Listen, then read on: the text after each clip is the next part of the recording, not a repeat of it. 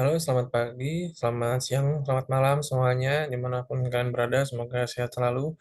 Perkenalkan, nama saya Yoga Tama Giantoro, NIM 41519111054. Saya dari jurusan Teknik Informatika, Universitas Mercu Buana.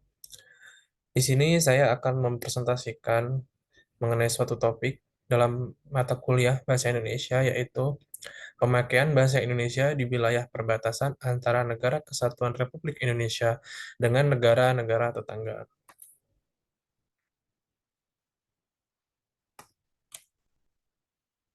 Latar belakang,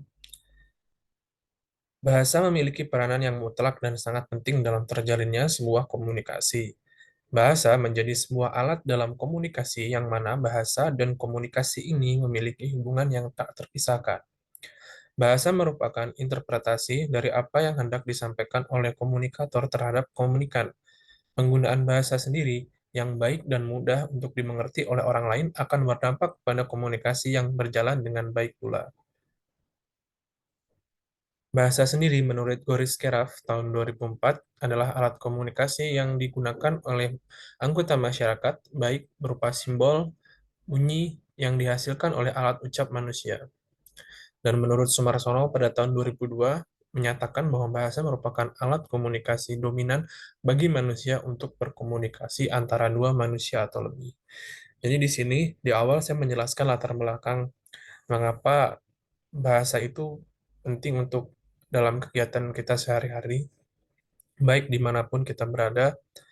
Bahasa itu digunakan untuk alat komunikasi, bertukar informasi, dan bersosialisasi dengan masyarakat di sekitar kita. Untuk Indonesia sendiri, karena wilayah Indonesia itu sangat besar, meliputi Sabang hingga Merauke, dan berbatasan dengan negara-negara lain, interaksi masyarakat di kedua wilayah perbatasan itu dimungkinkan akan terjadi karena mereka bisa saja beretnik dan berbudaya sama, hanya terpisahkan oleh batas teritori dua negara yang berbeda.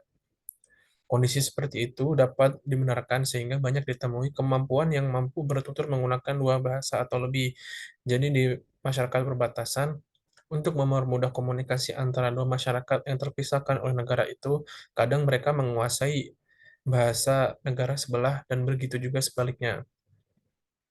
Kontak bahasa itu juga akan dapat menimbulkan fenomena yang berjenjang, yaitu mulai dari peminjaman kata, perubahan sistem morfosintaksis, alih bahasa, atau sampai kehilangan suatu bahasa.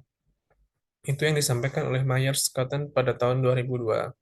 Jadi dengan adanya eh, bahasa yang kita gunakan sehari-hari, kita dapat menyerap suatu kosakata baru yang akan kita alih bahasakan menurut bahasa kita sendiri. Dan bisa juga akibat buruknya yaitu kita kehilangan identitas bahasa kita sendiri karena terlalu banyak memakai bahasa yang digunakan oleh negara sebelah. Permasalahannya yaitu bagaimana kondisi penerapan bahasa Indonesia pada wilayah perbatasan, kemudian bagaimana usaha-usaha yang perlu dilakukan untuk meningkatkan pemakaian serta pengetahuan masyarakat daerah perbatasan tentang bahasa Indonesia.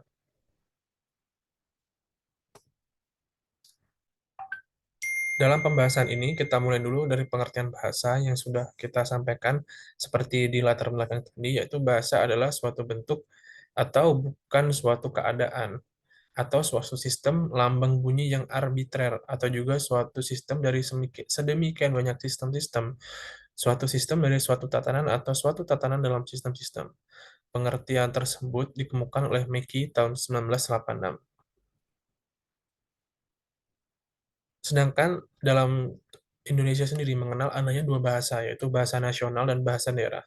Bahasa nasional menurut CMB Brand pada tahun 1994 yaitu bahasa nasional atau bahasa kebangsaan adalah suatu bahasa atau varian bahasa yang memiliki jenis hubungan de facto atau de jure dengan seseorang atau mungkin melalui perluasan wilayah yang mereka duduki. Sedangkan bahasa daerah, menurut KBBI, artinya adalah bahasa yang lazim dipakai di suatu daerah. Misalnya bahasa suku bangsa seperti Batak, Jawa, Sunda, dan lain sebagainya. Kondisi pemakaian bahasa Indonesia pada wilayah perbatasan Indonesia. Menurut Dian Palupi, penelitian pada 2010,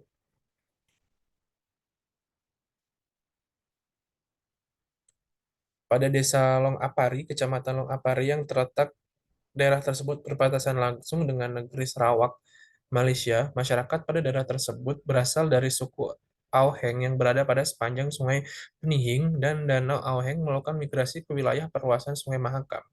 Menurut Himes pada tahun 1974, menyebutkan adanya unsur-unsur komunikasi dalam berbahasa yang disebut speaking, yaitu setting, participant, and sequence key instrumentalist, norms, and genre.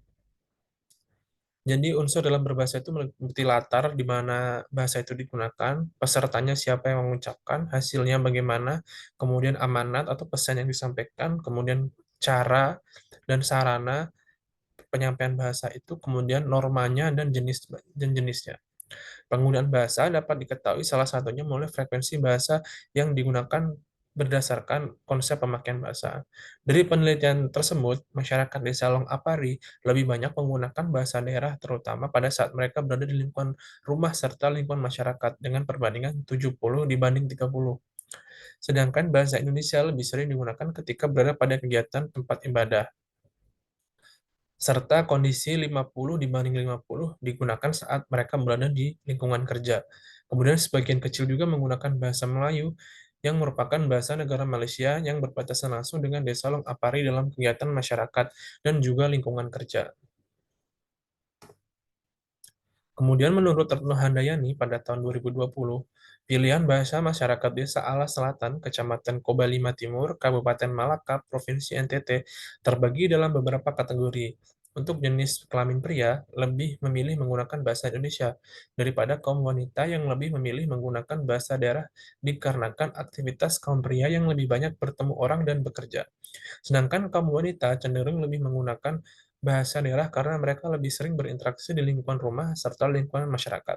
Untuk kategori bahasa usia di atas 50 tahun, lebih cenderung menggunakan bahasa Indonesia secara aktif, sedangkan usia 25 dan 25 sampai 50 cenderung aktif menggunakan dua bahasa, yaitu bahasa Indonesia dan bahasa Portugis. Untuk penggunaan masyarakat berdasarkan tingkat pendidikan, masyarakat dengan pendidikan dasar cenderung lebih banyak menggunakan bahasa daerah dan masyarakat berpendidikan menengah hingga tinggi cenderung menggunakan bahasa Indonesia secara aktif. Kemudian menurut Buha Aritongan pada tahun 2017, penelitian tentang sikap masyarakat Kampung Banda dan Kombut yang berbatasan langsung dengan negara Papua Nugini terhadap bahasa Indonesia mendapatkan hasil sebagai berikut. Masyarakat Banda berpersepsi sangat positif terhadap bahasa Indonesia, positif terhadap bahasa Walsa, dan tidak positif terhadap bahasa asing. Etnik Komut berpersepsi positif terhadap bahasa Indonesia, cukup positif terhadap bahasa Muyu, dan cukup positif terhadap bahasa asing. Persepsi masyarakat Banda dan Komut demikian, baik terhadap bahasa Indonesia maupun bahasa daerah, karena mereka setia, bangga, dan sadar adanya norma bahasa Indonesia, Walsa, dan Muyu.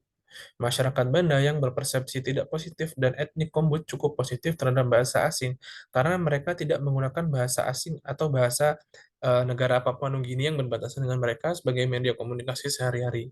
Kondisi penutur bahasa di Kampung Walsa dan Kombut dapat dijadikan kebijakan pembinaan dan pengembangan bahasa oleh pemerintah daerah di Indonesia.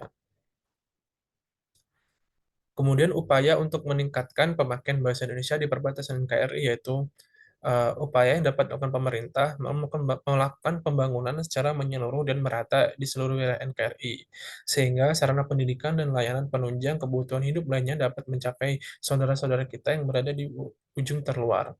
Apalagi pendidikan yang bagus dapat menyentuh daerah perbatasan, secara otomatis tingkat penggunaan bahasa Indonesia akan meningkat karena salah satu fungsi bahasa Indonesia sebagai bahasa negara menurut buku Arifin pada tahun 2008, yaitu sebagai bahasa pengantar dalam pendidikan dan juga sebagai alat pengembang budaya, ilmu pengetahuan, dan teknologi. Jadi, secara otomatis jika sekolah-sekolah itu sudah mencapai wilayah perbatasan atau jumlahnya diperbanyak di wilayah perbatasan, otomatis mereka akan lebih sering menggunakan bahasa Indonesia karena itu akan menjadi pengantar di sekolah. Kemudian jika pembangunan infrastrukturnya juga merata, maka masyarakat itu akan merasa memiliki rasa cinta tanah air dan kebanggaan terhadap negara ini karena merasa diperhatikan, mereka jadi bangga akan identitasnya sebagai warga negara Indonesia, salah satunya dengan menggunakan bahasa Indonesia. Saran dan kesimpulan, masyarakat Indonesia di wilayah perbatasan negara rata-rata menggunakan bahasa sesuai dengan lokasi dan aktivitas yang mereka lakukan. Untuk kehidupan sehari-hari, masyarakat cenderung menggunakan bahasa daerah, bahkan ada juga yang menggunakan bahasa asing tergantung dengan usia masyarakat. Untuk aktivitas di lingkungan rumah dan keluarga, sebagian besar masyarakat menggunakan bahasa daerah. Bahkan untuk aktivitas ekonomi, mereka dengan masyarakat Bahkan untuk aktivitas ekonomi mereka dengan masyarakat negara tetangga. Sedangkan bahasa Indonesia cenderung lebih banyak digunakan pada instansi pendidikan dan pada lingkungan kerja. Saran penulis mengenai permasalahan tersebut yaitu menerapkan bahasa Indonesia yang baik dan benar sebagai bentuk usaha mencintai dan bentuk rasa bangga terhadap negara Indonesia, memberikan lebih banyak tulisan serta penelitian tentang kondisi pemakaian bahasa Indonesia di wilayah perbatasan NKRI, memberikan usulan kepada pemerintah mengenai solusi atas permasalahan yang timbul karena kurangnya minat terhadap bahasa Indonesia. Terima kasih. Apabila ada kekurangannya, saya mohon maaf. Semoga apa yang saya sampaikan dapat bermanfaat untuk kita semua. Saya akhiri, wassalamualaikum warahmatullahi wabarakatuh.